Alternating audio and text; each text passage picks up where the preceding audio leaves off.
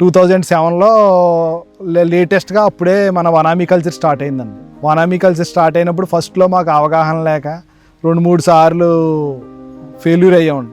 తర్వాత మాకు అలా మోటివేషను సిపి వాళ్ళు స్టార్ట్ చేశారని ఫస్ట్ మాది సిపి డెమో ఫామ్ కింద తీసుకున్నారు మమ్మల్ని. తీసుకుని 1 ఎకరంలో మనం 3 లక్షల నెంబర్ వేసామండి. వనామీ 3 లక్షల నెంబర్ వేసండి కల్చర్ స్టార్ట్ చేసాం. కల్చర్ స్టార్ట్ చేస్తే ఫస్ట్లో మంచి సీడ్ వచ్చిందండి, బాగా వచ్చిందండి.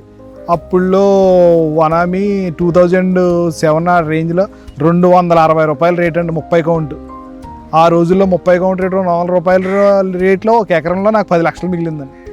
అప్పటి నుంచి ఇలాగా ఇది బాగుంది కదా అని చెప్పి ఎస్టాబ్లిష్ చేసి 10 ఎకరాల ట్యాంక్ని చిన్న పార్టీషన్ల కింద సిపిఓల్ టెక్నాలజీతో 2010, 12, 13 వరకు కూడా చిన్న ఎకరన్నర ట్యాంకులు చేసి కల్చర్ చేసామండి మోడల్గా. చేసిన తర్వాత దాని తర్వాత 13లో కూడా వైరస్ ఈ ప్రాబ్లమ్స్ ఇవన్నీ రెక్టిఫై రావడంతో ఏం చేసామంటే 2013 నుంచి మనం ఇలా కాకుండా ఒక చిన్న నర్సరీ పెట్టుకుని నర్సరీలో ఒక 30 డేస్ సీడ్ స్టాక్ చేసుకుని 30 డేస్ సీడ్ స్టాక్ చేసింది మళ్ళీ మెయిన్ కల్చర్ ట్యాంక్లో వేసండి.